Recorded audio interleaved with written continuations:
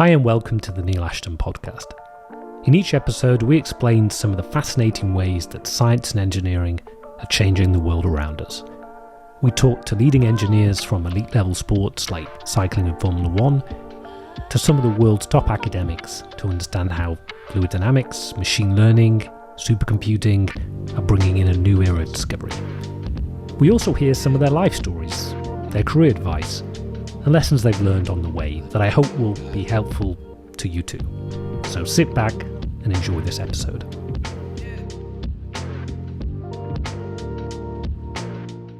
Hi and welcome back to the Neil Ashton podcast. So today's episode is all about cycling, and it's something that anybody knows me, I'm passionate about. I'm a keen cyclist. I'm one of these people who watches nearly all the races, not just the Tour de France, but the classics, the other Grand Tours, and basically any cycling race. I'm kind of obsessed with it. And that's partly because I just enjoy cycling, but also because I think there is a fantastic and super interesting link to aerodynamics. Aerodynamics for cycling is one of the key differentiators. And actually to model the flow over a bike is also extremely challenging for methods such as computational fluid dynamics, modeling the movement of the legs and the transition between laminar and turbulent flow. And that's why the person that I'm speaking into this episode, Dr. Michael Hutchinson, or Dr. Hutch, as some people know him, is one of the foremost experts on the practical application of improving aerodynamics or the aerodynamic efficiency of a cyclist, whether it's track cyclist or world tour cyclist. In this episode, we talk about so many different things. I think he is a really unique character because he was a very top level cyclist himself. He holds numerous world records in terms of time trials. He did racing. He then moved on and continues to do, and I guess what a lot of people know him as is as a journalist, writing for Cycling Weekly. He does some commentary on Eurosport. He's written books. He acts as a coach. He was very involved with British cycling in some of the foremost years where those marginal gains and the real sort of development of aerodynamics came in. And I think he is one of those pioneers who, as we discuss, in the early days was doing things in wind tunnels, even talks about having his own wind tunnel in his lounge.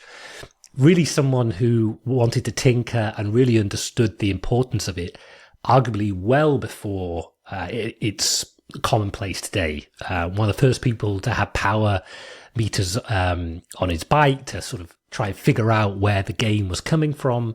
Just so many things that I found fascinating. And I also took the opportunity to speak to him at length about how things have changed. One of the common questions, you get is around why are the cyclists today so much faster than the ones before? Is it to do with equipment? Is it to do with training? So we go through all those discussions about how training's changed, nutrition, aerodynamics. This was a dream for me. It was talking about stuff that I found fascinating, and hearing from from the experts was great. So this is one definitely for cycling fans, but hopefully also for people just interested in aerodynamics, cycling, CFD, and just hearing from a fantastic person about his life story in a way, even though he's nowhere near complete. Sit back and enjoy this episode with Dr. Hutch. How did you get into cycling? What age were you a cyclist? I was 22 or 23. I'd been a rower, hadn't we all? And I rode for Cambridge Lightweights, and then I stopped doing that because I started doing a doctorate, and I just didn't have the time to hang about the boathouse while 8 undergraduates got their lives together. And I took up cycling as a kind of a means to not get fat, really. I just was looking for a sport that I could do, and I tried running, and I wasn't amazing at running. And my now partner's father was a cyclist, and he said, yeah, borrow a bike, go for a ride, see how you like it. And and I liked it, and that's how I. It was also I liked it. It was also immediately obvious that I was good at it. So you can kind of just tell. I got kind of 5 minutes into my first bike ride and thought, actually, yeah, I can kind of do this. It just felt right. So that's how I came into it. And that's why I ended up having a slightly funny cycling career, because I started 10 years too late. Yeah, so that is quite late, isn't it? I mean, a lot of people now are like 8 years old on a bike or something. But you had the cardio fitness. I mean, 13 or 14 or something. 13 or 14 or something would be a good time to take up cycling, because you're old enough to. Man, plenty of people take it up younger, but if you took it up by 13 or 14, you wouldn't be losing out very much. If you take it up when you're in your 20s, you're going to be running to catch up. Some people do it. Yeah. And how did you then? What made you want to go? I mean, there's a keen amateur cyclist, which you can get, but you went further than that, right? So, what were you always a competitive person and wanting to do that? Yeah. Well, it's partly that. It's also the kind of the feeling you found something you're good at. How good can I be? Because I was a reasonable rower, but I was obviously not rowing internationally. I kind of university level rowing was clearly my limit. And I found something I thought I could probably be better at, and I could do it on my own. So I wasn't dependent on anybody else. So I kind of just chased that and got faster over 2 or 3 seasons. And then in 1999, which feels a long time ago, I was second in the National 10-mile championships. I won the season-long circuit series, all of which was a little bit of a surprise. I'd had a good winter, I'd trained well, and suddenly that year I was flying. I was maybe my 3rd season. And yeah, it hadn't necessarily been the plan. I hadn't started out when I took up cycling thinking, I am going to win this, and this. I just sort of followed what I thought would work. I started being interested in the aerodynamics of it right back then, because it seemed to me, well, you kept reading that 80% of the drag was from his aerodynamic. You think, well, why is everyone else ignoring this? Do we not believe this? And I did a 4-up race, a university 4-up race with, amongst other people, an engineer who sat down and did some really basic modelling with, literally a piece of paper and a calculator, and said, right, the optimum way to ride this is for Michael to sit on the front for 50 Ks and we'll sit behind him. Because he just modelled it backwards from the differences between our personal best times. And we all went, well, that doesn't make any sense. And we went and did the race, and it was blindingly obvious afterward that he was absolutely right. The fastest way the 4 of us would have got around the course would have been if I just sat in the front and the 3 of them had sat behind me, because I was quite a lot quicker than them. And it just made me think, okay, so if you look at the kind of the physics of cycling that people talk about, actually, this if you follow that, you get somewhere. So that's kind of, it's both how I took up cycling and, almost immediately became a little bit interested in this side of things. Then I finished my doctorate. I was working in an academic job that was a 1-year contract, and that came to an end. And I started looking for a job for the following year. And at around about that point, somebody rang me one day and said, would you like to come and ride for my team? We'll give you some, they give you some bikes. There was a few £1,000s of money involved in it. It was about the same amount of money as I'd have been getting from the academic contract. Mm. So it wasn't nothing. And I thought, yeah, let's go and do that. Let's take a year and see. And part of it was, honestly, I just liked the novelty of becoming a middle-aged, slightly overweight middle-aged professor of international law, and having undergraduates go, hey, Professor Hutchinson, he won a cycling and the other one's going, no, he couldn't possibly. I just kind of like the idea of this being a kind of slightly funny piece of backstory. And that was kind of, it's not a great reason to become a professional cyclist, but it's more or less where I came at it from. And so what team, tell us more about what was that like? I was riding for a team that was, essentially I was a one-man team, but I had a team manager who ran a specialist sort of time trial equipment shop well, I could have said an online shop. I think at this point it was probably literally a mail order shop. I think you phoned them and told them what you wanted. It was like the dark ages. And he'd done a deal with Giant, because Giant at that point were making the Mike Burrows concept of the compact bike, where instead of having bespoke frames, you had three basic sizes, a whole pile of different seat pins and stems, and Mike Burrows' idea was that anyone from sort of 5 foot nothing to 6'5" could fit on one of these three basic sizes using the right bits. And Andy, who was running the team, looked at this and looked at this concept and said, well, that might be true and it might not, but I tell you what, any one of these things can be turned into a time trial bike, because you can get, suddenly all of the lengths and heights were sort of independent of each other. So you weren't dealing with having to build a special bike that was a little bit shorter, a little bit lower. You could actually do the specialist geometry by using all the bits that Mike had designed to make it fit anyone. And he went to Giant with this, and they said, well, if you're right, we're going to be able to sell these in vast quantities to time trialists. And he said, well, let me go and recruit you a time trialist who will prove this point. And he recruited me, and basically my job was to get my picture in the cycling press, or by whatever means necessary. It was sort of proto social media. That was almost the main objective. The easy way to do it was to win a lot, so that's how I did it. Okay. So and things have moved on.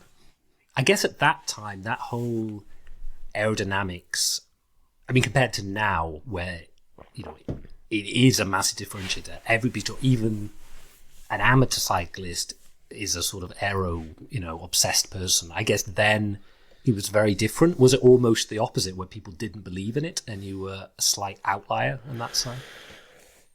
Yeah, they believed and they didn't. Everyone kind of, it was perfectly clear that tri-bars were faster than not using tri-bars, because tri-bars came in the late 90s. So everyone, the late 80s, so it was a long time before I arrived. But it had been completely clear from that you went significantly faster if you used aero bars than if you just kind of gripped the cow horns in the old style. So it wouldn't be quite right to say that people didn't believe in it. I think there was a skepticism about the subtleties of it. I think if you got on the time machine now and went back and said, well, the difference between this pointy helmet and this pointy helmet is 2 seconds a mile, I think you'd have encountered some skepticism about that. I think people would have gone on the basis that a pointy helmet, skin suits would have been the other big one, because you made it out of lycra, you made it reasonably tight.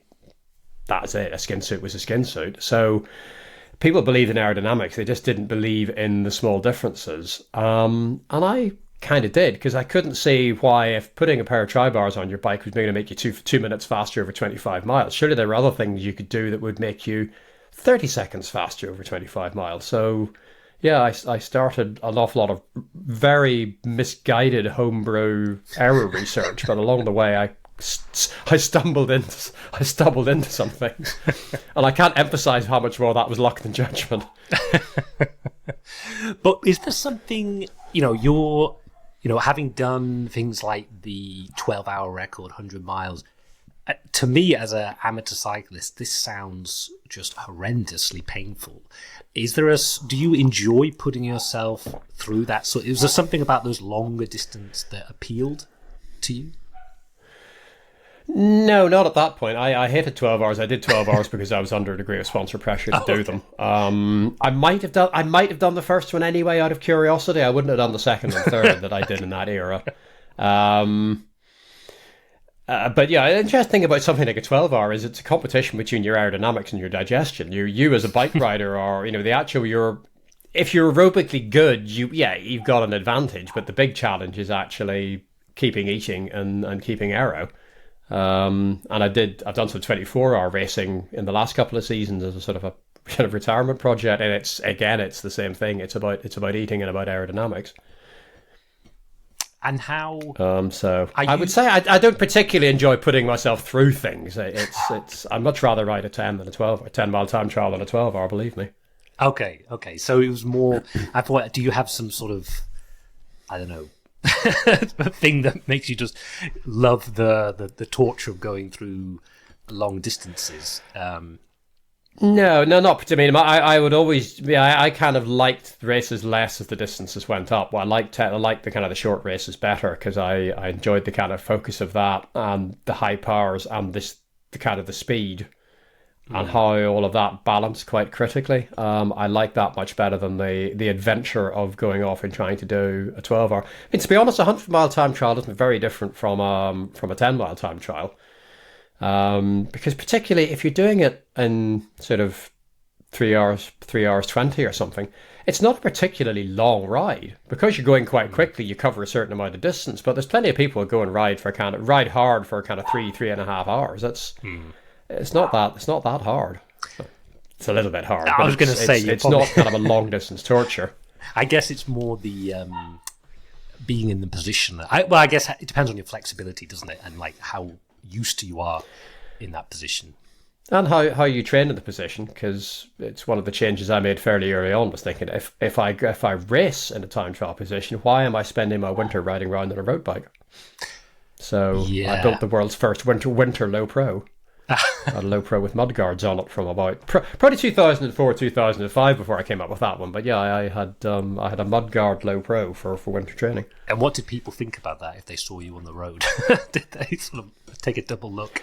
I don't think anyone ever really commented on it. I mean, I didn't take it on club runs or anything, so I'm not sure how many people really kind of stopped and went, hang on a second, those things don't go together. I did a race on it once because my bike for that year, it was an early season race, and my bike for that year hadn't come through yet, and it was muddy, and I thought, oh, stuff it, I'll do this race with mud guards. But that's never actually put them in the wind tunnel. Maybe they're referring. I don't know. This is what you're going to see now in the next track, mud guards. So what was? How did things then progress from there? So you sort of gone out of doing the PhD, gone into I guess like you said, why not? Let's try and do something exciting. Maybe talk what was the life after that like, or how did things progress? Well, the idea had been to do a couple of years. And 2 or 3 years in, I was still winning a lot and reckoned I could win a lot more. So I plugged away at it. I had quite a nice deal in terms of royalties on bikes and things like that, so I was making a reasonable amount of money. And I thought, well, I could go back to being a legal academic. I think I'm happy here, actually. So I kept going. Did things like the Commonwealths, managed not to get selected for the Worlds until I'd more or less retired. But I just found I kept making progress. I kept finding new ways to go faster. I kept meeting new people who could help me go faster. I did the hour record in 2003, which I didn't break the world hour record, but I learned a huge amount about particularly aerodynamics in the course of doing that and aerodynamic testing. And I always felt that every year I was working through, I was getting a little bit better, I was finding new ways to do this. There kept being kind of stones I wanted to turn over to see what would happen if. And somewhere around about 2005 or 2006, I was thinking, actually, probably a little difficult to just walk straight back into an academic job now, because they're going to want to know where I've been for the past 7 years. And I'm not sure telling them I was doing the Commonwealth Games is really going to be a big selling point if you kind of arrive at the Cambridge University Law Faculty looking for employment. So at that point I thought, well, I might as well ride this to the bottom. So I kept going. I started writing books and things like that sort of headed me in a different direction, because I sort of became a cycling media guy. I started writing magazine columns and writing books and things like that. So that was a change as well. I was going to ask about that. Was that something that you'd always liked doing? Did you ever do stuff with student newspapers, or did you ever have sort of journalism media thing before? No, not really. I did some sort of freelance writing in the winters, in the early season, in the kind of 2001, 2002, mainly because I get a long way from cycling. There was a friend of my girlfriend's who was editing a book, or a travel guide to Ireland. And there was a section on Belfast, which is my native city. And she said, could you read this? Because some of this doesn't feel quite right to me. And I read it and said, it's not really right. No. And she said, could you rewrite it? And I said, yes.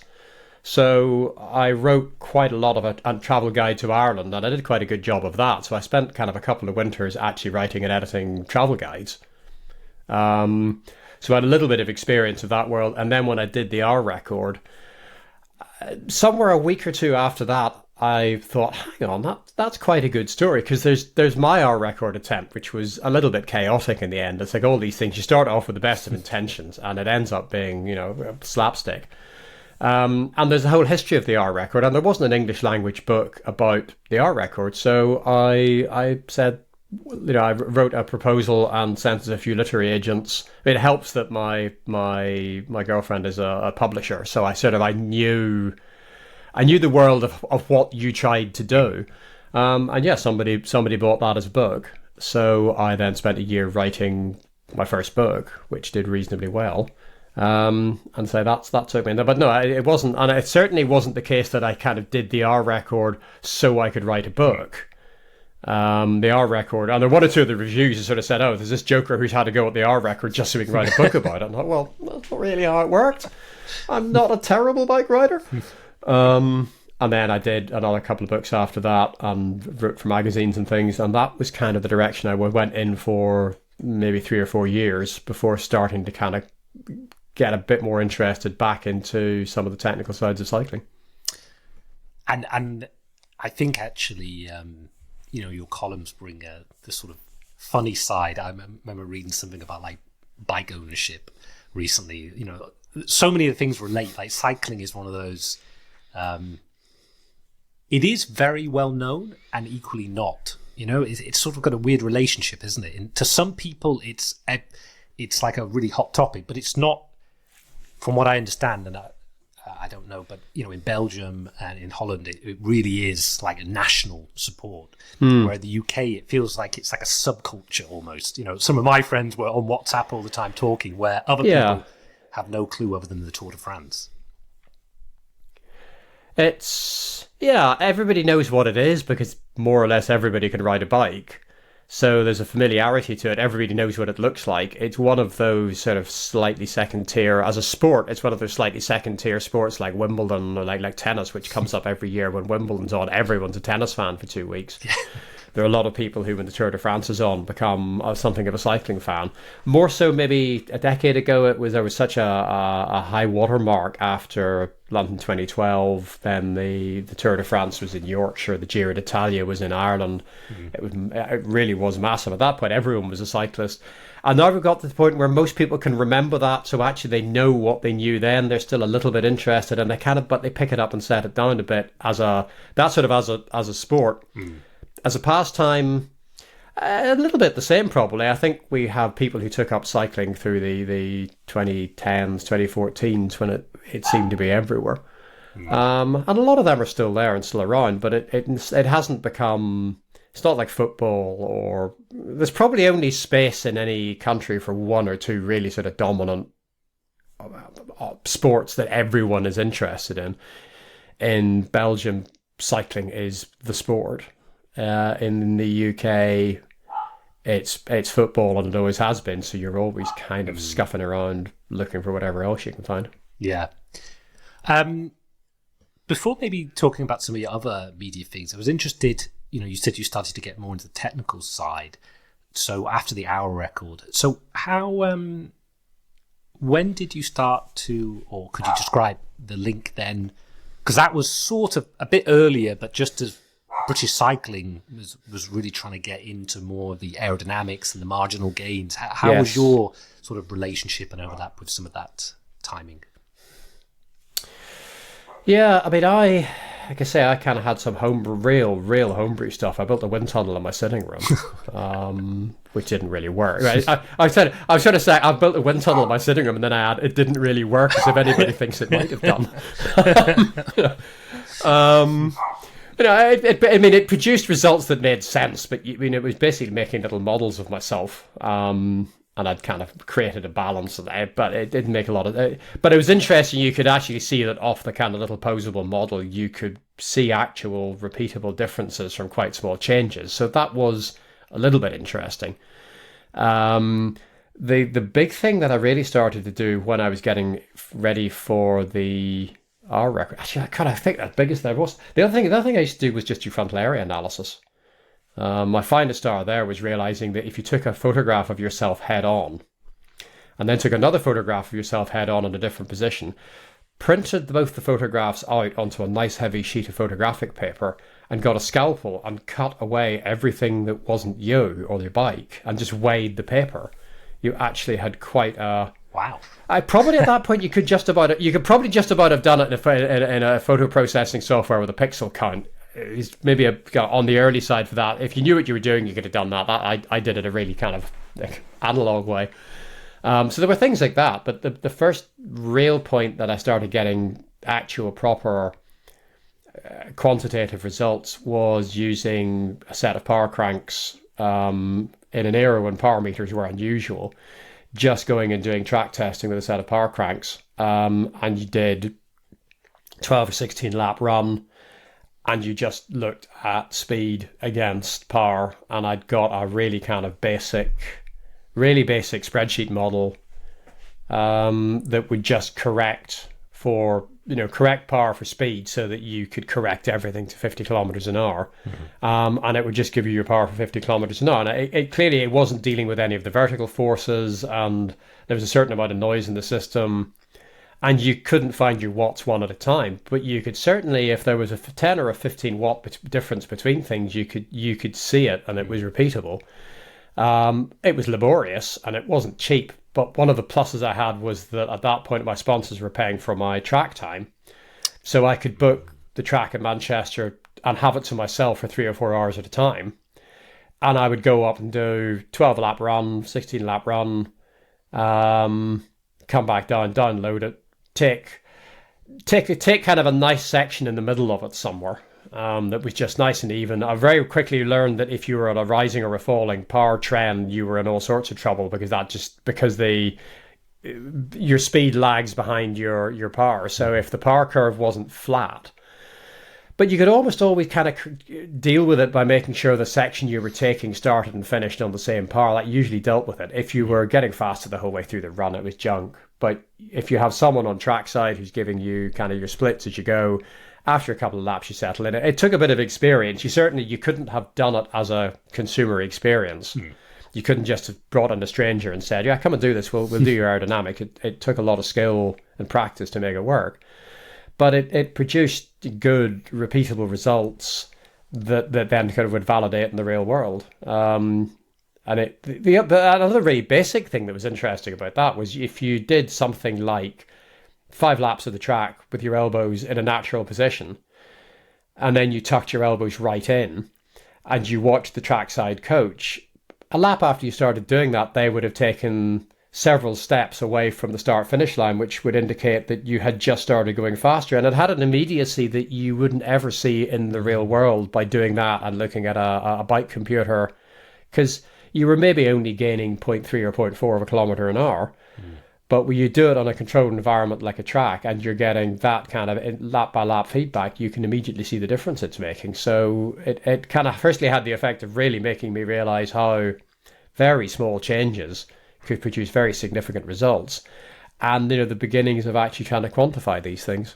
And it seems like that's actually a good point about the power meters. So when, again, they're so commonplace now. So when did you start seeing them more commonly used then? Would it be in the early 2000s or something?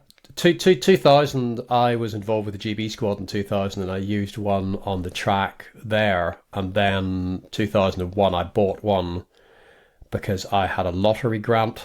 And I raced for Northern Ireland. The lottery grant system there was you couldn't have like a living grant. They would just buy you equipment. And the thing I asked them to buy me in 2001 was an SRM power meter, which I think in 2001 cost something like £2,500. Wow. Jeez. Yeah, it was an expensive thing, and it didn't work brilliantly. I ended up with 2 of them because essentially you needed one to use and one on its way to being repaired or on its way back from being repaired. But it was such a powerful tool. And I was still doing stuff with British Cycling, and they were very keen that I have it, because that even in 2000, that everything they were doing had started to hang off power as their core metric. That was Simon Jones in that era, was the head track coach. Yeah. And he was a very numbers driven coach. The 2002. But at that point, people would come up to you at a race and point at this thing on your bike and say, "What's that?" And you'd say, "It's a power meter." And they go, "What's one of those?" And you would explain the concept. And some people went, "It's brilliant." A lot of people just went, "But why didn't you just see how fast you go?" And you would try to explain why this was a more useful number. But yeah, and I would say that was at least a decade before they became really commonplace. And they'd been kind of prototypes of them around for a few years before that, but that was pretty much the beginning. I think I was kind of in on the ground floor on that one. And did you, in terms of your training, I guess before you were training on feel or heart rate, did you notice a performance difference? Heart rate. Transitioning to power meters as well? To be honest, not a huge difference. It meant what you were doing is much more controlled. You got kind of real confidence in it. It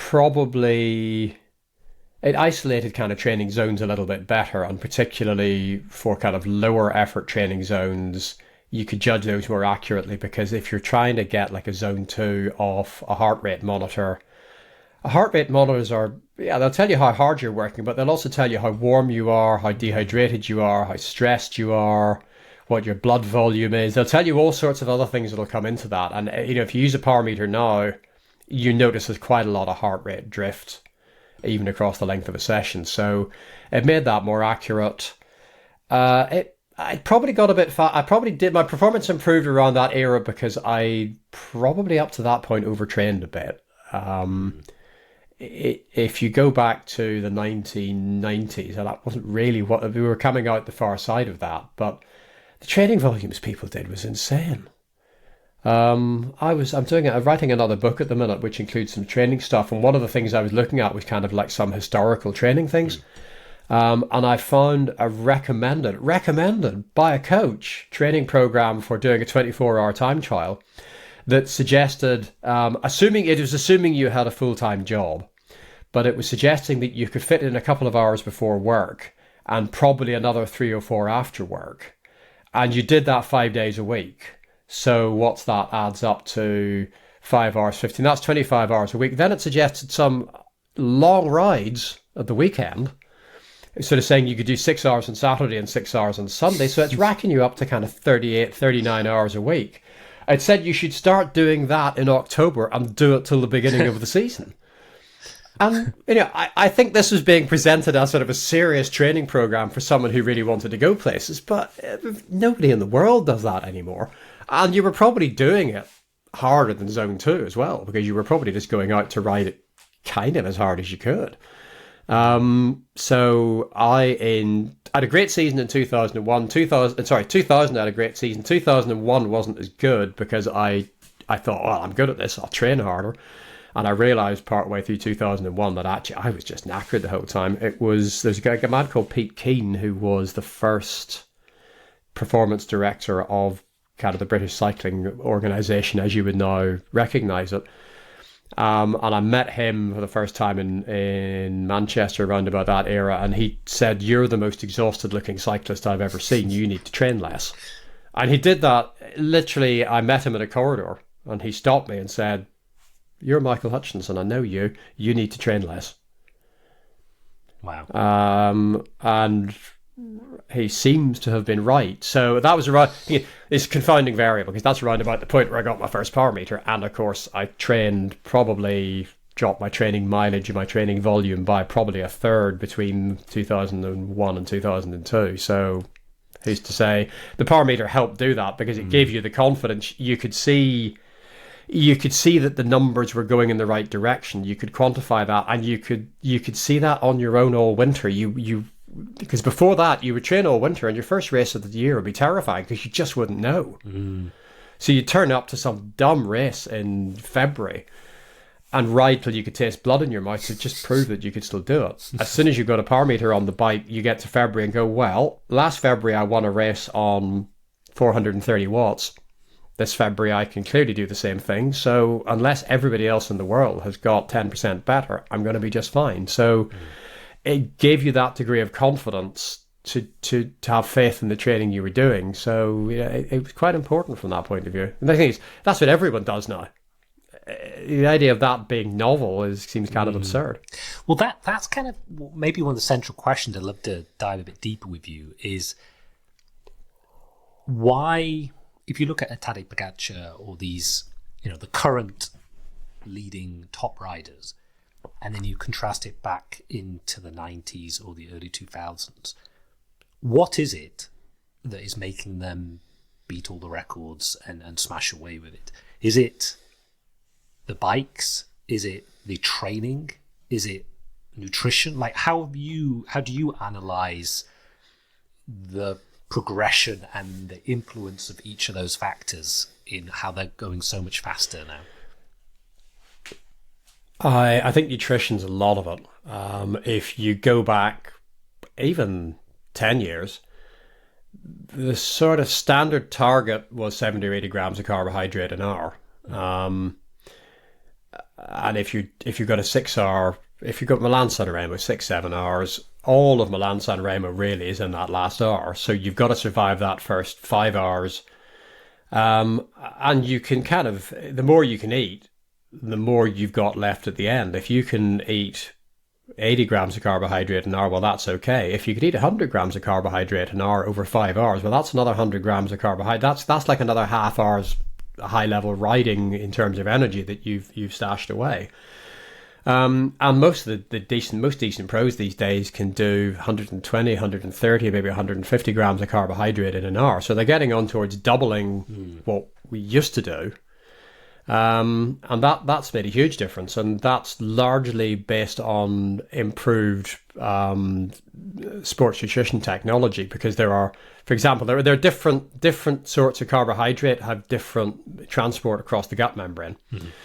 So fructose goes a different way to glucose. So the first thing somebody realized was that if fructose and glucose aren't absorbed the same way, well, you can combine them into one sports drink. So suddenly, instead of 80 grams of carbohydrate an hour, you can do 100, just because you take your standard 80 grams an hour, you put 20 grams of fructose in it, you give it a shake. This is literally, we used to buy fructose from the supermarket, like from the jam making department. Put it in. I mean, it was the sweetest thing known to man. And it was probably been quite hard to sustain for a very long time. But suddenly you could do another 20 grams of carbohydrate. You could do another 20 grams of carbohydrate. And we've moved that on again into kind of different delivery systems. So that makes a difference. That also helps with your training. That helps in racing, but it supports better training. And that helps that. I think training has got more specific because we can measure it better. It's much more straightforward to go to a lab and get good results, and then go and do kind of lab type testing in the field, so that physiologists who work with teams can actually monitor what's going on and what progress they're making without having really to go to a laboratory anymore. So to that extent, training has improved. Like a lot of things, sometimes people say, what do I think's made the biggest difference to cycling in the last 20 years? And I say the ability to measure stuff. Because there's so much less guesswork involved. And a lot of the time, it's not something that a physiologist or an aerodynamicist from 1999 wouldn't have understood. It's just that a physiologist or a nutritionist or an aerodynamicist from 25 years ago wouldn't have been able to measure except under very specific lab conditions. All of these things make a difference. And there's a psychological aspect in that the expectations people have of themselves feed into the relationship between psychology and physiology is not one of two separate things. There's an extent to which there's a central nervous system input to your physical capacity. So that's an area that there's a lot of interesting stuff going on there that I must admit I don't absolutely understand. But there's some very good work in that. So the reason they're going, there are a lot of reasons they're going faster. The first one I would point out would be nutrition. And do you think, so if you say nutrition, and I'd agree with you, and that's sort of interesting link to what you were saying before, is like, can you stomach it? If you're doing like a 7-hour, or I guess a Grand Tour every day, have you got bowel issues? Are you able to sort of continually do it? I guess you have to be physiologically not have issues with digestion or, irritable bowel syndrome or something that just rules you out from that. But what about the training? Do you think that maybe it's more as a non-professional, I sometimes almost get a bit confused by the different advice, that you see on various websites or, YouTube channels. Do you think the teams and the riders all pretty much train the same and they know? Or do you think there is still a lot of variation and uncertainty on the balance of zone 2, zone 4, zone 5? I think you can get where you're going a lot of different ways in training. I don't think there's a single right way to train. I think you could train the same athlete 2 different ways and get the same result. The things you certainly do need to be aware of are overall load, because overtraining is a proper problem. Again, it's easier to measure now. It's hopefully easier to avoid those problems. I mean, I interviewed, within the space of 2 weeks a few years ago, I interviewed 2 different coaches from the same elite team. And one of them said, it's just about load. Just, you give the rider the load they need. It doesn't matter if it's zone 2, zone 3, zone 4, sprints, whatever. Give them the load they need, adapt it by what they like and what they'll do and what they're good at, and you're fine. And a week later, I interviewed another coach, slightly more senior coach, but from the same team.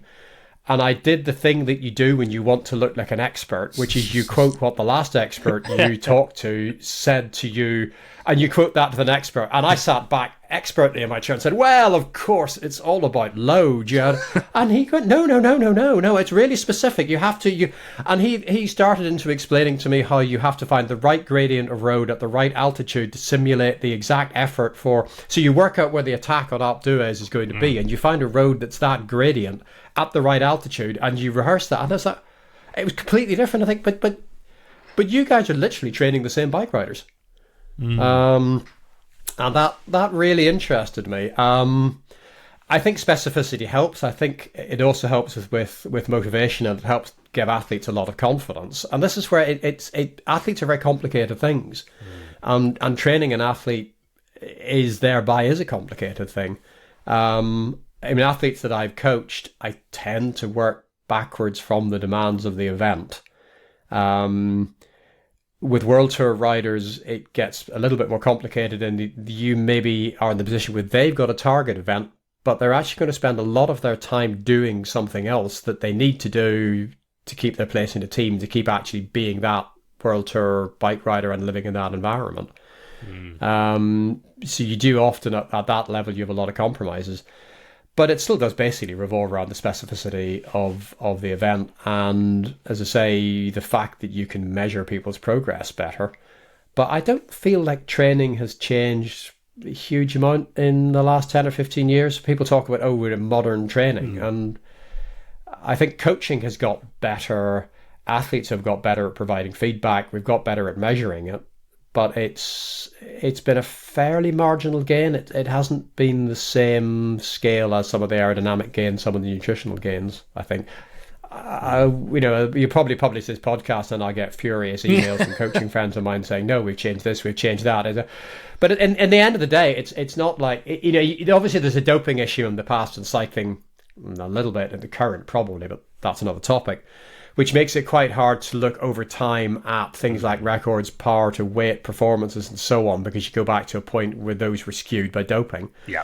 But it's not as if in the last 10 years, amateur athletes with decent coaching have started doing 6 watts per kilo where they were doing 5. Maybe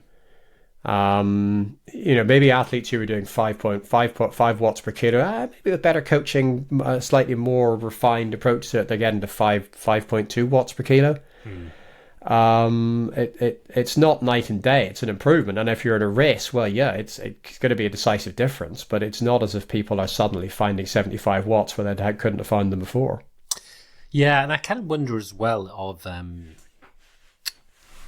the salary side of things, the professionalism, that, if you're being paid millions now compared to, I guess, what was tens or hundreds of thousands, whether the professionalism, you see that in other, like football, where they'd say, we'd go for a drink, after the game or something, and now you would never do that. Did you see that as well, that the level of professionalism has just the other stuff outside of cycling almost? Maybe my feeling is that most of the riders I've known or worked with have been pretty professional. I think probably more professional than a lot of other sports. The ones who've been good at it and done well, I've been very, in my kind of capacity in my later years as a career, my later part of my career, I would go to kind of international events as sort of someone who was kind of approaching 40. And, riding in a team with riders who were 21, 22, maybe even a little younger than that. And I was always really impressed by, they did their strength and conditioning, they did their stretches, they went to bed early, they took nutrition seriously. I think things like that. I've often been impressed with riders who've done well, seem to pick that stuff up quite early on. And I'm not sure that it's got vastly more professional. I don't think the attitudes change. Among the top riders, I think they always rode like that. I suppose it's possible that if you come down a bit further to a kind of a slightly more mediocre level, there's a higher degree of professionalism, because people, it's that much more straightforward. Things like social media, it's that much more straightforward to see how the good riders live, how they do it. You can follow sort of Top World Tour Pro and Strava, and sort of see that, in the off season, they reckon they're not really riding their bike, but you know what? They're still getting out. They're doing some nice, easy rides. They don't take that long off. They ease themselves back into it, because there's all these things that you kind of know you're supposed to do. But it's very educational to see someone who's really good actually going out and doing them. It's why in a team like the British track team, there were always, any point where I was involved in it, there were always one or two kind of tentpole athletes who the other athletes looked up to. Chris Hoy was probably the clearest example of that, because he took it seriously. He approached it like a job. He did the things the strength and conditioning coaches wanted him to do, and people would look at that and go, okay, well, that's this, that's how Chris does it, and Chris has, I don't know how many Olympic gold medals. Well, that's how I'll do it. There is a leading by example. If you can see it, it's much easier to follow it. Yeah, maybe you're right. Then maybe I should say the professionalism of the top riders maybe hasn't changed, but it's maybe the more of the everybody is being more professional. So it's sort of like the domestiques maybe are sort of rising up because everybody's more. But so training has largely sort of stayed. There is improvements, but you're saying it's not a massive. And nutrition for sure. I think what we have with training is a better version of fundamentally the same thing. I don't think anything enormous has changed. And I think we're better at suiting the athlete to the training to the athlete and getting the athlete to do the right training. But fundamentally, and I guess the as you said, the data driven decisions, the fact that training peaks and all this sort of stuff is, you can see stuff where I guess before maybe, as you say, they knew what they needed to do, but they didn't have the ability to track it or analyze it to the same extent. Maybe I should counterbalance some of this that mainly have been talking about men's cycling, but there's been a huge transformation also of women's cycling. Did you see, how have you seen that change? Is it similar to the men in terms of just nutrition training, or do you think there's bigger differences on the women's side than the men's side?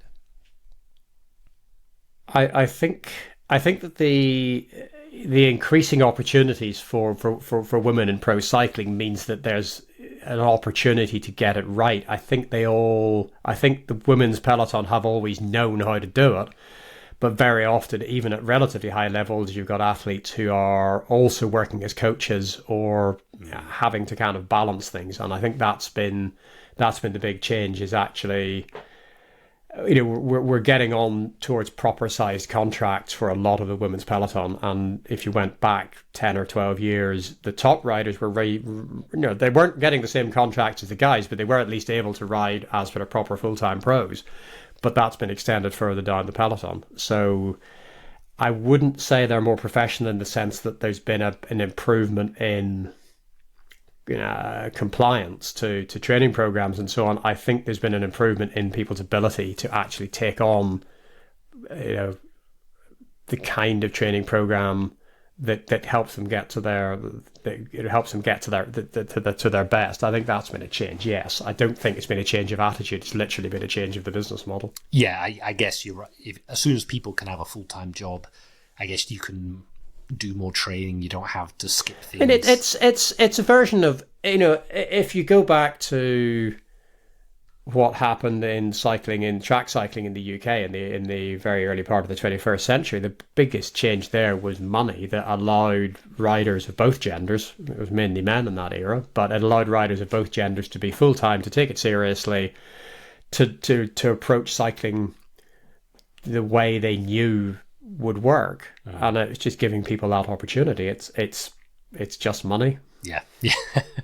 And that's the balance, isn't it? I hear some people in some ways don't like the way that cycling is becoming more commercial and more things, but equally that's bringing more money into the sport, and I guess encouraging, particularly on the women's side, allowing sort of more progression. So I guess it's always a balance of the two sides.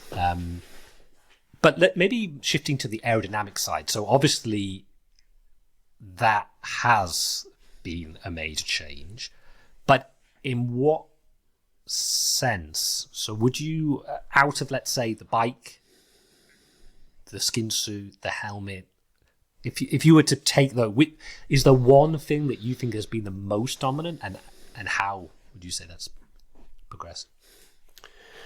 Of the components, I think all the things, it depends where you start. It's the same as I run wind tunnel sessions, and somebody comes and says, "Oh, what's the most important thing going to be?" And I say, "Well, it depends how you arrive."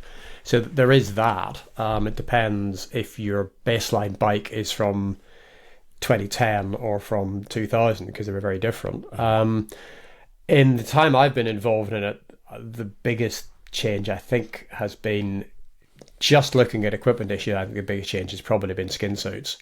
Because in the period of time I've been looking at this properly, the bikes were decent.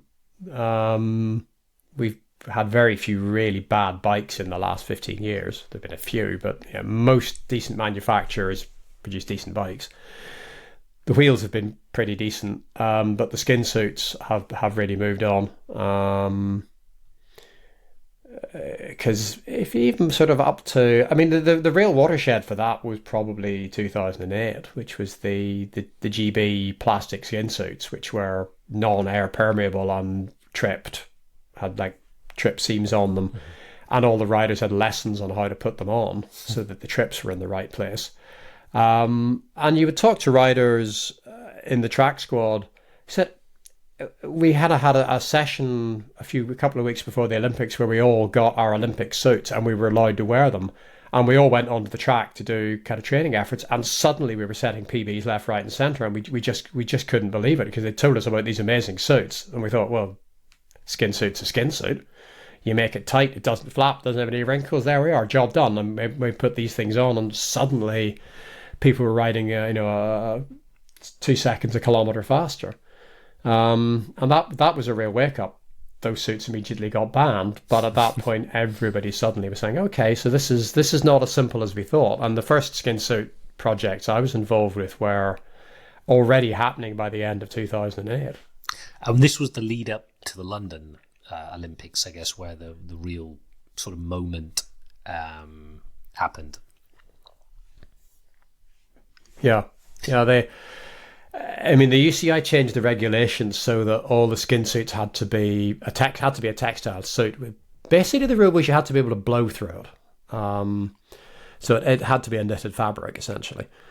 And I think the assumption was that was going to be the end to this kind of plastic skin suit malarkey.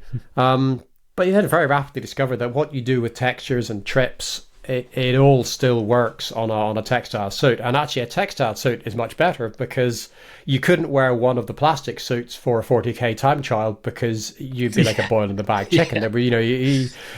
If you wore one of those suits, you couldn't feel the air hitting you apart from your knees and your face. It's horrible. It was, I mean, I never wore one, but everyone I know who did said it was a very odd sensation because you had these big, tall overshoes that came to just below your knees, and you had shorts that came all the way. So he said the only place your kneecaps would feel cold and everything else would be cooking. And as soon as you transfer all of that know-how to making a textile suit, you can wear it for a 40k time trial, and suddenly it's of interest to World Tour teams, because World Tour teams aren't interested in riding 16 laps of a track. World Tour teams are interested in riding 40 kilometers. So suddenly there's a lot of interest, there's a bit more funding. And the differences you were seeing in terms of total global drag on a bike rider, you're seeing differences of 4 or 5% between old skin suits and, the good, well-fitted, modern, current suits, which is, it's just huge. It's more than you're going to get from a bike. And unless you're moving from like a real old steel bike with exposed cables and round forks and all the rest of it, but it's that kind of, it's covering maybe 2 or 3 generations of bike development. It's also, I suppose, covering a couple of generations of suit development, but So is that maybe translating it to the World Tour teams, the people that maybe we see on TV? So they're all wearing, from what I understand, sort of skin suits or partial skin suits almost all the time. Yeah, not a lot of jerseys around anymore. So the difference, therefore that must explain some of the difference in the speed from like the 1990s. So 4 or 5%, and they're going faster. So I guess the influence of the skin suit is also therefore bigger. Would you say that is a sort of one of the key elements that is making them, if you put a skin suit on one of the 1990s riders, they would probably also go 4% faster or something? On a time trial, yeah, it's fairly simple. It translates across. It's more complicated on a road stage because a big Grand Tour road stage for a GC rider is almost certainly getting decided uphill, where aerodynamics counts for a little bit less. You then need to factor in how much energy have they saved by being more aerodynamic for the excuse me, how much have they saved by being more aerodynamic for the sections of the race where they're sitting in the wheels? What influence is the aerodynamics having on their domestiques who are maybe trying to control the race because they're now controlling it at a slightly higher speed? So is everybody riding at the same intensity but going, because if you're riding at the same intensity but just going faster on the flat, it's not going to do you much good when you get to Alpe d'Huez, because you'll have put in the same amount of effort and suddenly you're riding up hills and the aerodynamics matters less, and actually it's kind of a wash. If you're in a time trial, clearly it matters.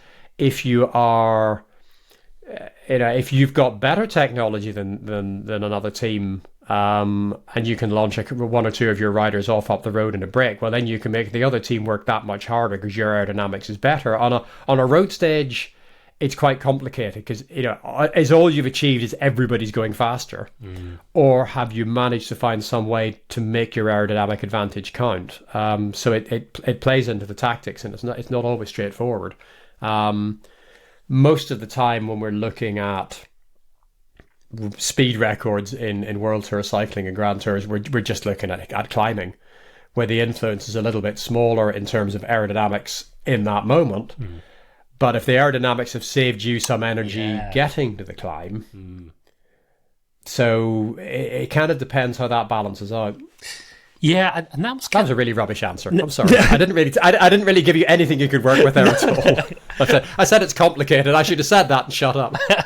No. The reason I say it is I'm always wondering if, when you watch, and obviously we can get into this, if you watch the commentary on TV or the analysis afterwards, if you take Formula One, it is very well established that the car plays a huge part, to the point that it even outweighs the driver, and that there's no way that someone with a lesser car is going to, go as well.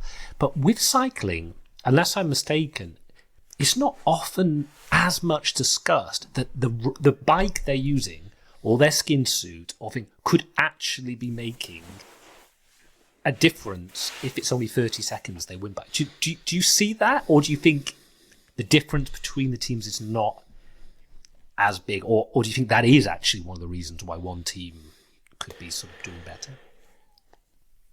Yeah, I mean, I think it can. I think that can happen. Certainly on the track, you see some very tight margins in things like pursuits and kilos in the timed events, and quite certainly, yeah, at that point, the technology can make a difference. It also depends a little bit what you define as the technology. If you take I mean, I've taken bunch race track riders to the wind tunnel to work on their position on the bunch bike, on like a dropped handlebar upright bike. And then you see one of them clipping off the front in a scratch race 4 or 5 laps before the end. There's a question of how are they going to stay away from the bunch? So if you can pick them up, let's call it a quarter of a second a lap, and they've got 16 laps to stay away, well then that's 4 seconds, and you haven't gained that through hardware or skin suits. You've just gained that through education. But you can get, I think you get the same thing. I've certainly seen kind of elite level world championship time trials that are being won by someone who, had they been riding the equipment of the guy who came second, well, yeah, they'd have been second. A lot of the time, the margins are big enough that it doesn't make any difference. But as soon as you're down around, if you're into anything much under a second a kilometre, there's the potential for a good, the best World Tour type setup to get that kind of margin over an average to poor World Tour type setup. So as soon as you're into that bracket, you have to accept the possibility that maybe the guy that won it because of the kit he was using. But it's, he's also to some extent, he or she's also responsible to some extent for that kit. There are choices that get made. The team decides where it's spending money. It decides what bike sponsor it's going with.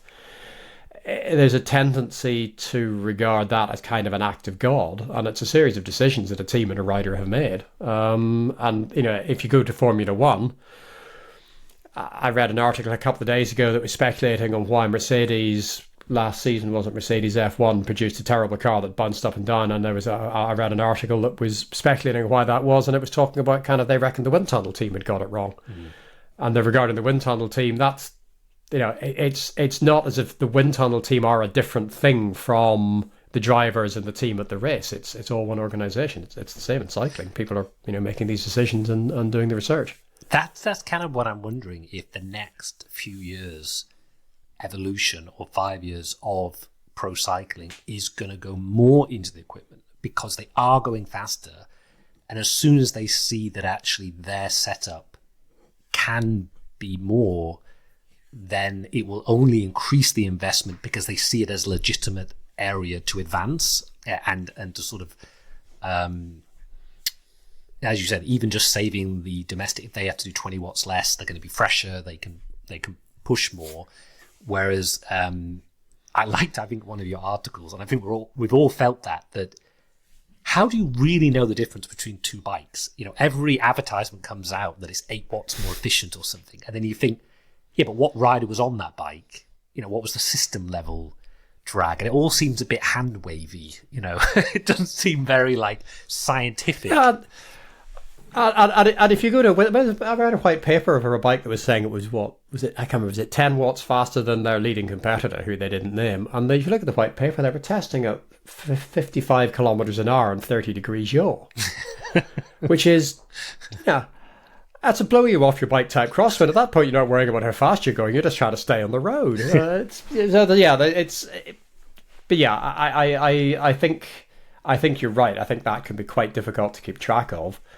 I think the good teams are already doing a lot of this, because they're well aware of what we've talked about, which is if you can save energy, if you can make life easier for your domestiques, even if you're making if you've got a team that's got a GC rider and maybe a sprinter in it, and you are responsible for controlling the race for stage after stage after stage.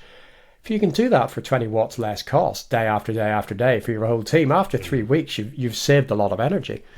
So I think the good teams are already working with their sponsor, working with their equipment suppliers to try to get these things right. And certainly, it's interesting how much World Tour riders know about everyone's equipment, because they all talk to each other. So you'll find them, the entire bunch will know whose helmet is the fastest, because they'll be told, one of the riders will have done the testing for it in a wind tunnel, and they'll know the results, and they say, yeah, we tested our helmet, we tested yours, we tested theirs, we tested those guys. our helmet was 5 watts faster than yours, 10 watts faster than theirs.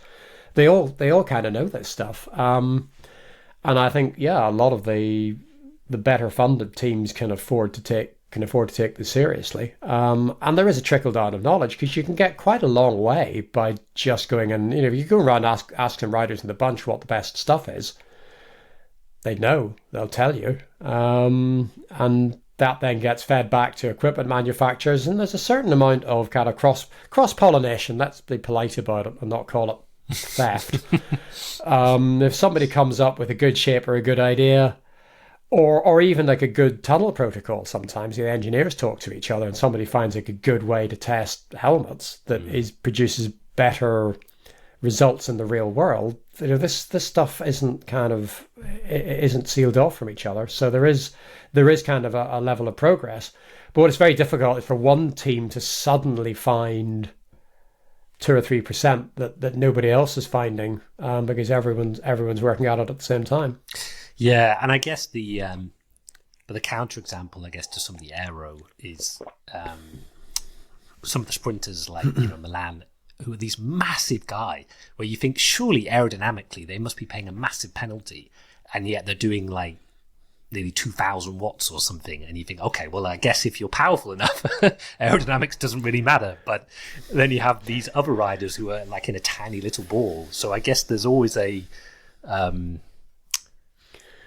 balance, isn't there? Well, there are biomechanical issues just in terms of how particular riders get the power out. I mean, yeah, if you're sprinting at 2,000 watts, well, aerodynamics counts for something, because you're only trying to win by half a wheel or less, and you might only have effectively a single. It's equivalent, I would think of it as kind of a sprint, a road race sprint. It's happening over more or less a single lap of the track. But you can gain a quarter of a second in a lap in aerodynamics if you've got good versus bad. You're not kind of really having to deal with the the absolute outliers. So yeah, you can gain that. But if in doing it you're compromising what someone can do in terms of their power, you have to balance those things. And for those guys, yeah, it works out a bit differently. I mean, I know one sprinter who talked about wanting longer axles on his pedals because he felt that gave him more leverage as he throws the bike from side to side. He's got more width. So I'm not completely convinced about that, but it's one of, it's an interesting example of the kind of thing that actually, if you were looking at the system properly, that's one of the things you would have to look at, because it's not, most endurance cycling is centrally governed in that it's got to do with the heart, the lungs, the aerobic system. Those kind of sprints aren't. Biomechanically, they're very different. And you could produce a better aerodynamic solution, but you would be well advised to do it in consultation with the biomechanics. Now, one of the things that I found interesting when I was doing some stuff myself with BC was the riders. And I'm just wondering how you have found this, which is I observed quite a lot of like superstition almost. And, people felt like this is better.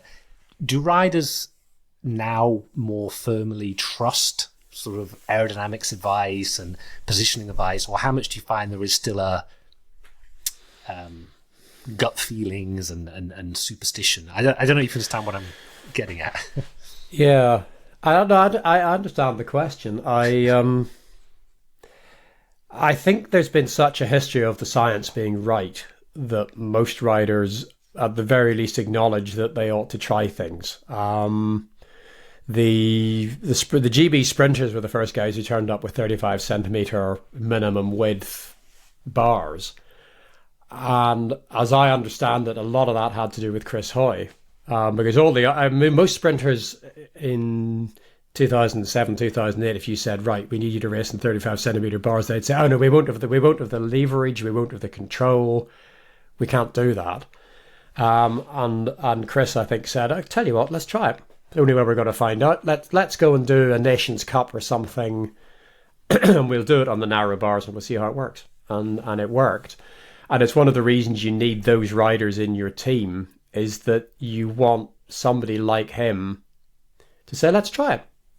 And Jason Kenny was kind of the same. he would be a guy who would say, okay, new bike, yeah, let's try it. And if he tried it and liked it, a lot of the other riders would go, well, if it's good enough for Jason, it's good enough for us. But yeah, I think bike riders, if you test people in a tunnel, it's surprising how often they turn up and say, I do this because of this. There would have been a point kind of before I was really at a point where more I was in the tunnel as a subject than in the tunnel as a technician. Mm-hmm. But there have been points where people would have turned up and said, I want my elbows shoulder width apart because that's in front of my knees, because that's fastest, because that test. And often they'd be talking back to things like when Chris Boardman did his first tunnel sessions way back in 1992 for the Barcelona Olympics. They said, okay, you need your arms flat and you need them knee width apart so it all lines up. And fairly basic testing, also running at zero yaw because they're getting ready for the track. But 20 years later, you'd people who would still be that, because that was a data point that they'd had faith in for 20 years. And there was a logic to it. And you'd sort of say, well, let's change that. And there'd be a bit of resistance just because, firstly, they genuinely think it's faster. Secondly, if they're wrong, they've spent 20 years getting this wrong. So there's almost like a sunk cost fallacy to it. As a superstition isn't, yeah, I know what you mean by a superstition. It's not really what we're dealing with, but it's just people who've tested something or have a friend who tested something. I think it's got lesser because more people test individually and accept that it's different for different people. I mean, I still occasionally you read magazine features on what's the fastest helmet. You go, well, that's really an answer to that question. You can find the fastest helmet on you for a particular race if we're going to be picky. But I think it's less of that because I think there's much more of an acceptance that it is quite individual and you have to find what works for you. And what works for you, even if you look at things like the team pursuit squads now, it's not at all unusual to see 4 riders wearing 4 different helmets. And it's not that long ago they would always have worn matching helmets because one of the riders would have done all the tunnel testing. So one of the riders would have optimized their setup and all the other riders would wear what they wore because the assumption was, well, this helmet is fastest on Lucy, so it's going to be fastest on the other 3. And, it's not.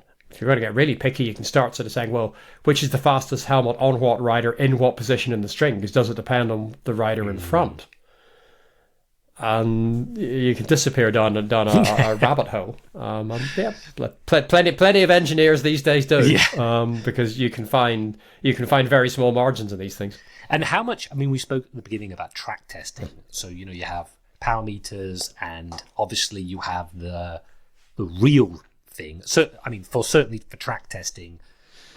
But how much have you seen wind tunnels change and evolve and transform the sport? Would you say that wind tunnels have been one of the biggest influence, and the fact that you can more readily go to them, like the Silverstone facilities? It's made a very big difference. Because most of the serious riders now will test individually in a wind tunnel, and you don't have to go back that far before wind tunnel testing was something that was really only done by a handful of top-end riders and top-end teams. And even then, they wouldn't test all the riders. They'd have 1 or 2 riders who would do all the testing. Sometimes even riders who weren't even competing anymore would do all. Jason Quealy did a huge amount of testing for Team GB after he retired. They did a lot of skin suit testing with Jason. So yeah, it's the availability of it has made a difference in that. Firstly, individuals go to a wind tunnel, they find stuff out, and it's much faster than track testing. It requires less skill than track testing, and you can get a lot more data. There is, to me, a little bit of a debate in that you can produce vast amounts of data from a wind tunnel session, but how it translates to the real world sometimes. It's very easy to produce a riding position in a wind tunnel that a rider then will not do in reality.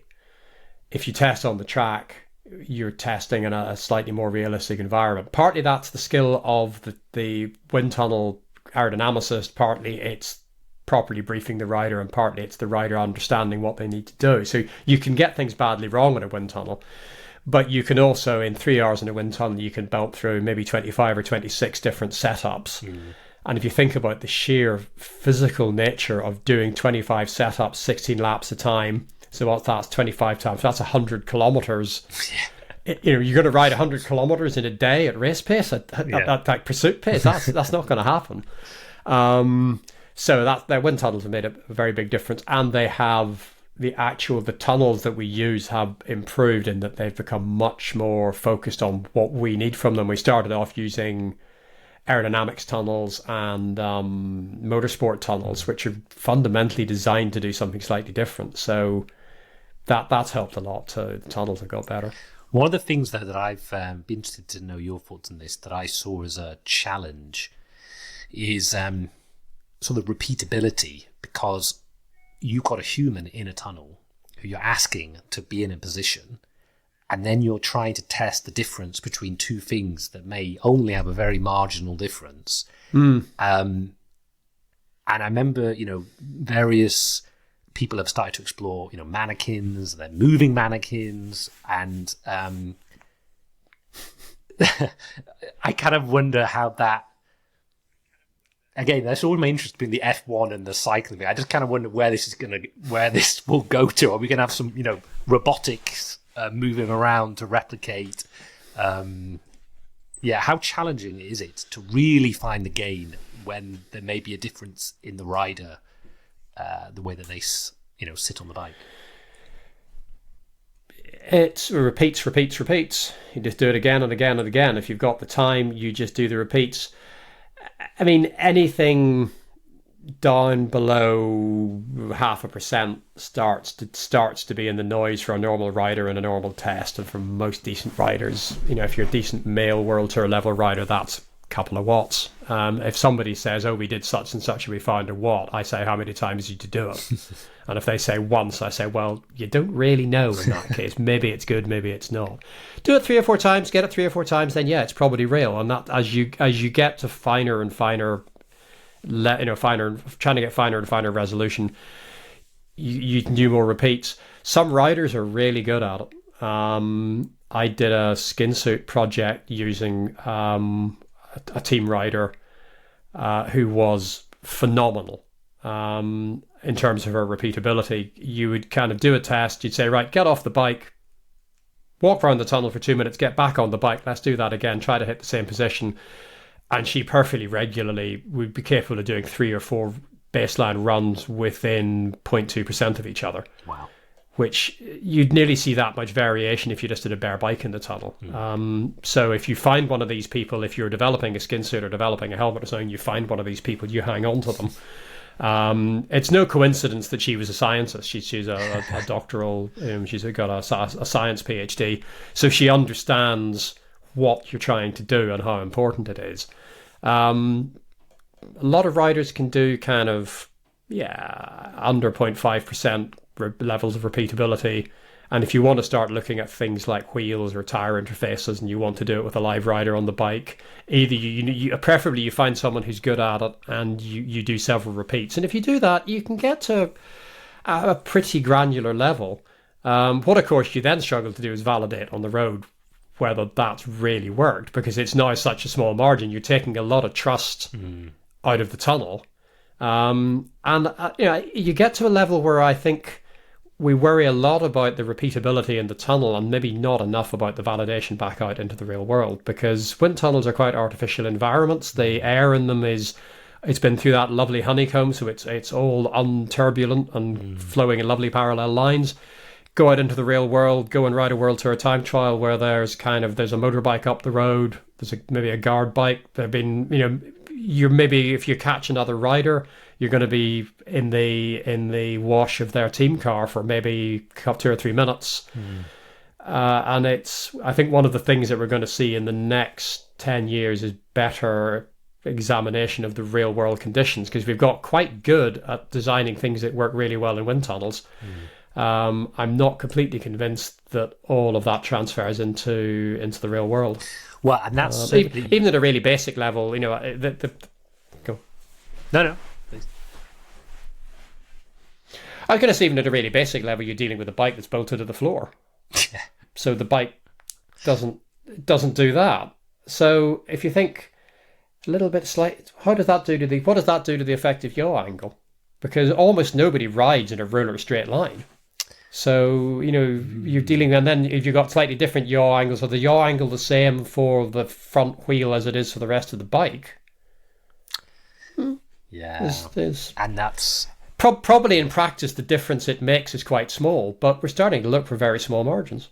No, that's so interesting. And I think to your point in F1, from speaking to some colleagues who used to work in F1, I think that is the growing challenge of exactly that, of correlating, many, like you said, the Mercedes issue, a lot of it is because they develop in the wind tunnel and then go to track. And when they test it on the track, they don't necessarily see, and they're like, how do I know? And what's the difference between the wind tunnel and the track? But they can't do track testing in F1 to the same extent. But that leads me to the other. Now, this is sort of a lot of my focus, but I'm interested what your opinion is this, particularly as someone who does a lot of testing and coaches and works with companies. CFD, computational fluid dynamics, is sort of billed, and certainly if you look in the automotive sector, as part of the solution because you can model things and you're not confined to the limitations of a wind tunnel, but you have accuracy issues. How much have you seen that be used in the development of helmets and bikes, more so than just pretty pictures? Or is it still the case that it's slightly not trusted and people still really use the wind tunnel as their, development tool? Most of what I've been involved in has really just used the tunnel. I've really only used CFD to help visualize flow patterns, to think, well, okay, that's interesting. There's a big low pressure area there. That might be an interesting place to put a bottle. Yeah. Fill in that low pressure area, things like that. It's also fair to say that most of what I've been involved in, I've done more riders and skin suits and things like that, which is kind of bluff body aerodynamics, which isn't really CFD's absolutely strong suite. It's getting better at it. But if you try to develop a skin suit using CFD, you might get it right, you might get it wrong. To be honest, it'll give you some things to play with when you get to the tunnel, but you could nearly just as well have made a few more prototype suits and done them in the tunnel. Hardware like bikes and helmets, CFD is a much more powerful tool. I haven't done a lot of that. Helmets, I think, is a very useful place for CFD. Bikes are a great place for CFD. Not least because in suits and riding positions and so on, you're working within some quite tight constraints. The shapes and positions things you do with bikes, despite the UCI rules, there's quite a lot of space to play with. Like the Hope Lotus bike that Team GB use. That's not what the UCI expected when they made the rules. The UCI thought they'd come up with a set of rules that produced a normally shaped bike, and suddenly you arrive and go, well, here's a different thing. And if you wanted to make a series of randomly shaped bikes and put them in a wind tunnel, you'd have made a lot of prototypes before you got to that. So it particularly for hardware, it can be a great way of producing models to look at and paradigms to experiment with, because the danger of any wind tunnel testing is that you perfect the wrong model. My favorite was the forks that Team GB did for 2008, which were very, very narrow and just hugged just down the disc and flared out to the hub. And then 2012, they suddenly produced a set of forks that were the absolute opposite and going in the direction of the Hope Lotus bike. And it kind of turns out that it doesn't matter what you do to a set of forks as long as you don't do the standard straight leg fork to the outside of the hub. Wider is better and narrower is. But obviously, if you're doing this in a wind tunnel, you say, well, let's make a narrower fork. You make one that's narrower, it's better. You go narrower again, we make it narrower again. You go, brilliant, we're done here. And what you never tried doing was making it wider. If you are, one of the things I would do in a tunnel, if I'm working with a rider who's got time and they've got the budget to do it, let's say we go down 10 mil at the front end, really simple intervention, make the elbow pads 10 mil lower, and that's better. And we go down 20 mil, and that's better again. And we go down 30 mil, and that's a little bit worse. So you go, great, 20 mil down, job done. If you got the time, you should go up as well. Yeah. Because up might be faster too. It might just be that your rider was in kind of a dead spot, was in kind of the bottom of a U somewhere. And you need to go in both directions. It's one of the problems is that because you're a bit limited on budget, you can end up taking your best guess at what ought to work, finding it sort of works and deciding that's a triumph, job done, let's go home, when actually you really ought to look at a lot of other options as well. Yeah, I think that's where... CFD can be good for that. Exactly. That's where I think the CFD does hold a lot of promise. And but at least from my experience, the problem is Formula One is really complicated, and so is cars. But cycling is far more complicated because you have moving legs, which is incredibly difficult to model in CFD. You have transition effects by design with skin suits, and that's really difficult to model. And then you put them all together, and you have a problem that's probably even harder than modeling a car or an aircraft. And you're probably doing it with far less budget. Because there's just less money in cycling than Formula One or cars. So it feels to me there's so much more that could be done. You know, there's more avenue. Like you said, most of the time you come into a tunnel and you test 5 things rather than 500 things because you just can't manufacture 500 things. Yeah. But where, maybe the question then to you is more around where should it go? Because you could extrapolate this and say, you know, aerodynamics is going to do more and more and more. But at what point do you think there should be where should the regulations sit to avoid it going too far? Where do you think there's a balance of the sport versus the technology? And is the balance correct now?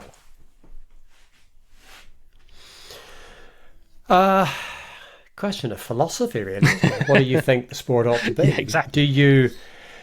Because let's wind it all the way back to the R record attempt that I made was on, it was called the Athlete's R record. So you had to do it. The idea was you had to do it on Eddie Merckx's bike, basically. You had to have a round-tubed bike, which the UCI had kind of envisaged being made of steel, but you could make it of something else if you wanted, with a pair of old-fashioned drop handlebars. And the idea this was going to be completely standard. First thing any of us did when we got involved in this was that, okay, what if we make a really long bike? What if we make the bars really narrow? Let's get the spokes out of the wheel. You know, you kind of, and you ended up bringing all the same measuring and testing to bear on it that you would have done to anything else. You made less difference, but because the margins were small, you still had to do it. In F1 works on the basis that they're kind of going to effectively restrict either budget or in terms of either cash budget or time budget. And they restrict the amount of testing, which is a very direct way of trying to level the playing field in terms of the budgets that people have to play with. I think it would be a difficult job to create that effect by changing the actual regulations, because the tighter you make the regulations, you've got less literal space for innovation in terms of what shapes and things you can make things. But you're still going to find the top teams looking for the margins and measuring it. So maybe you come up with a really tight set of skin suit regulations that make the difference between the best skin suit and the worst skin suit stops being 3% and it starts being 1%. You think, you think Visma Lisa Bike are going to say, well, tell you what, we won't bother looking for that 1% anymore. That 1% matters even more. It matters just as much as it did before, because everyone's going to finish closer together, but the winner is still going to be the winner. I think doing that with regulations is really difficult. And one of the things the UCI have done that's been a mistake in the past is they've actually tried. They haven't done it for a while. They've learned, I think. They've tried to reduce costs by changing the regulations to make things more restrictive. And what you do every time you do that is give a huge advantage to the teams that have got the budget. Because every time you change the regulations, you're starting again from scratch. Yeah. So whoever's got the biggest budget, if the great example of that is if they'd left the plastic skin suits legal after 2008, by 2012, everyone would have had a plastic skin suit and they would have been quite close together. They changed the regulations and Team GB particularly went, hey, that's great. We know how to develop skin suits. and the know-how from developing the plastic skin suits transfers straight across to developing a textile skin suit, we're going to have an even bigger advantage in London 2012. And that's an example from from a decade ago. But you will get that if you keep changing the regulations to try to keep costs down. You're just giving an advantage to the teams with the budget. You could now go and win a World Tour time trial on a 5-year-old time trial frame, which you could buy third or fourth hand, get resprayed. In terms of budget, you could do that on the cheap. It's not particularly the issue because World Tour teams are getting their bikes free anyway. But that kind of type forming means that the playing field has become a little bit more level. Because if you can get the deltas between setups down from 5% to 2%, well, you're much more within in the area of what a rider can do now. Because if you have a 5% delta between a really good setup and a really bad setup, well, a rider who's at the soggy end of that is going around looking for 20 watts to catch the guy at the front. If you can cut that down to 2%, suddenly you need 7 or 8 watts. So in some ways, leaving things as they are is not the worst approach. Or you find a way of saying, we need to limit the amount of research you can do. That then runs into problems because Specialized say, do a new time trial bike, and you say, oh, well, yeah, but you're developing that for a World Tour team, so you can only test that for so many hours. But they say, but we're selling this. Yeah. We're not testing it. We're not testing it for Quick Step. We're testing it for all mankind. Yeah. Anyone who wants to buy a bike, that would get quite difficult. Yeah, it's and that's the same loophole in F1 that where it was like a certain team would develop things through one of their subsidiaries and then transfer the technology back, and as you say, it's very hard to the loophole. But I guess maybe you would agree that it is still quite exciting times for cycling in that there is a lot more focus on it and there is a focus on the technology, and I actually think that's only in a way a good thing. Commercially, it helps probably more sponsors want to come in because they see it as like an exciting technology sport as well as the human side. And I guess my main question was just to make sure it doesn't create too much of a two-tier system where it really is because of the technology. I think it produces more issues to junior levels and things. I think that is more of a problem. I have the junior 10-mile time trial a couple of years ago was just down the road from me, and I went over to report on it because the magazine I write a column for didn't have a reporter for it, so I said I'd go and do it, which is kind of my job from about 12 years ago, but I went and did that. And I was chatting to a friend of mine who I used to race against and whose son was now racing, and that didn't make me feel old at all. But he said, yeah, his son's racing this year was going to cost him, was it £15,000? And some of that's things like accommodation, but he said that a certain amount of it is wind tunnel time now, and this is a 17-year-old rider. Wow. Who reckons to be competitive he needs good bike, he needs the best skin suit, he needs the tunnel time. And the thing is, it's one of the suggestions you find is, we should make junior riders ride certain age of bike, or they should have to ride a road bike. I think that the problem is it's not the equipment, it's the tunnel time. And that's always what you boil down to in any of this, is that because you're not developing hardware, if you're developing a car, it's a hard object. If you're developing and it's not like Mercedes developed one car for one driver and a different car for the other driver. There will be clearly some mechanical setup differences, but in terms of the aerodynamics are the same. Because cycling is so individual, you need to test. Every rider needs to test individually. So that produces a significant skew. And I don't know what that feels to me like more of a problem, because once you're a World Tour team, that's kind of, it's a business. It's up to you how you run that, how successful you are. If you've got riders who are trying to make it and actually get into a good development squad, maybe get into an national team to show what they could do, the money can make much more of a difference there than it did 20 years ago. 20 years ago, the fastest 17-year-old bike rider in the country, whoever won the junior national 10 was probably the fastest junior time trialist in the country. If it was very tight, maybe, but even then the aerodynamics was kind of luck, so it didn't feel quite the same. Now you might have someone who's winning the junior national 10 by 2 seconds, who has done 10 hours of wind tunnel time, squeaking in a couple of seconds in front of someone who hasn't done any. You think, well, quite honestly, and if you're a team manager looking to assign someone, you can't even look at these two guys and go, oh, well, you see, this guy's riding a disc Chev. It's a great bike. He's got he's got a nice pair of molded watch shop bars. He's riding a great setup. This guy's riding a steel bike from 1999. I know which one of them is faster. If the difference between them was wind tunnel testing, you can't even see that anymore. Yeah. That's a very good point, actually. And I guess the problem is then it may be the case that they get selected to make it as a professional.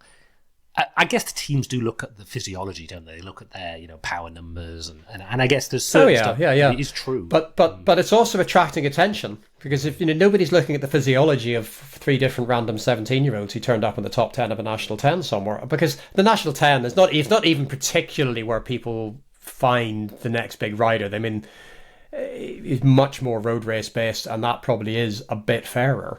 But there still is, this to me, that kind of that level of the sport is more of an issue than the elite level. Well, this has been fascinating, and I'm sure we could continue talking for hours. This is what I love about cycling. There's so many little rabbit holes where it does make a difference, and it's sort of the beauty, I guess, of cycling and the cycling industry. But what's going on with you over the next 12 months? So are you you're writing a book? You're doing still more? Just finishing a book at the minute. Yeah. Great. And can you say when that's coming out? I don't want to put you on the spot. It will be out next. It'll be June 2025. That'll be out. Great. And then what about look forward to that. The commentating? Is that something that you love doing? I actually love listening, especially when you have someone who knows something about aerodynamics and can sort of chip in, especially during time trials or things like that. I do a bit of that. I tend to do the world championship, European championship time trials, a few other odds and ends. I don't think I do as much commentary as people think. I probably only maybe do 10 days a year. I mean, I enjoy doing it. It's I very, very happily do more of it, but it's one of those things you're always sort of struggling to fit in. And I tend to do, say, more time trialing and road racing. I'd like to do more road race commentary, but you end up kind of pigeonholed slightly because that's the side of the sport you know a lot about. And they're always looking for people who know about time trialing, because most pro cyclists hate time trialing. So the last thing on earth they want to do is spend the day talking about it, whereas I sit and go, oh, brilliant, 4 hours to talk about time trialing. But hopefully, I'll be keeping that up for the next couple of years. Amazing.